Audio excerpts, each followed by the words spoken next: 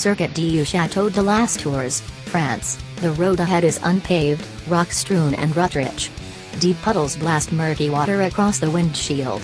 Colossal three-blade windmills tower overhead, perilously sprouting like whitewashed redwoods at the outer edges of corners. The urge is to play it safe, to tackle this rally-proving ground with the sort of caution you'd normally take off-road. But, this is the 2019 Mercedes-Benz G-Class, and to dawdle would be to miss out on the massive capabilities it possesses, which the majority of its buyers will waste on carts strewn acres of posh parking lots. So, the foot goes to the floor, the twin side pipes of this Mercedes-AMG G63 rumble and bark, and we're doing 45 miles per hour if you're not Sebastian Loeb, driving along seemingly 9 feet in the air while careening across rocks. 45 is damned fast. From the passenger seat, it feels like a ride, which suddenly makes the decision to keep the old G-Wagon's dash-mounted grab handle a sensibly functional feature rather than a vestigial nod to the past. One tends to grab it instinctually as if about to plummet down Splash Mountain. On this actual mountain in southern France, the new G-Class demonstrates astonishing control. Frankly, the old G could have tackled this same course, literally, as it was used for the original, luxury-lined 500 GE's press launch back in 1990. The G-Wagons produced in the past decade, or the 3 prior to that, wouldn't remotely encourage the same confidence as the new 2019 G-Class. Its recirculating ball hydraulically assisted steering was heavy at slow speeds, sloppy at higher ones, and the speedometer was bigger than a questioned politician.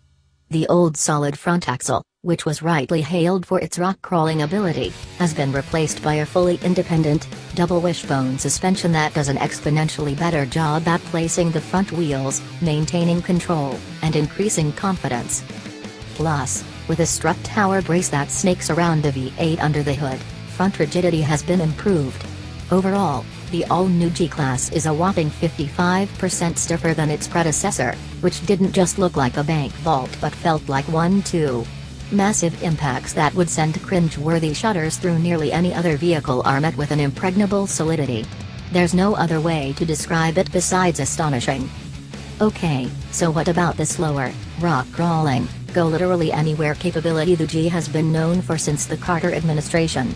Well, engineers managed to mount that double wishbone front suspension as high as possible to the ladder frame, ultimately increasing ground clearance, 9.5 inches, up by a quarter inch, maximum fording depth, 27.6 inches, up by nearly 4 inches, breakover angle and approach angle, both by 1 degree. Departure angle stays the same. A solid rear axle has been maintained, but 4 trailing arms contribute to improved ride and handling on road, more on that later. Low range also makes its return, as do the locking center, rear and front differentials, which are now electrically rather than pneumatically controlled. The 2019 Mercedes-Benz G550 does get a new G driving mode that adapts the steering, prevents unnecessary gear shifts and manages the throttle to be more appropriate off-road. The G550 is still an off-road vehicle for off-roading enthusiasts who'll know what all of the above means, and how, when and why to use it. Keen newbie owners should really consider an off-roading course. As for the AMG G63, it has mostly the same hardware and roughly the same clearances, mind those side pipes, but instead of the single G mode, it has Land Rover-style off-road settings of trail, sand, and rocks. The changes to the adaptive suspension and steering are particularly noticeable. The G63 gets this since it's more likely to be purchased by less devoted off-roaders, posers, if you must, who would probably be better off with more obviously labeled off-roading choices.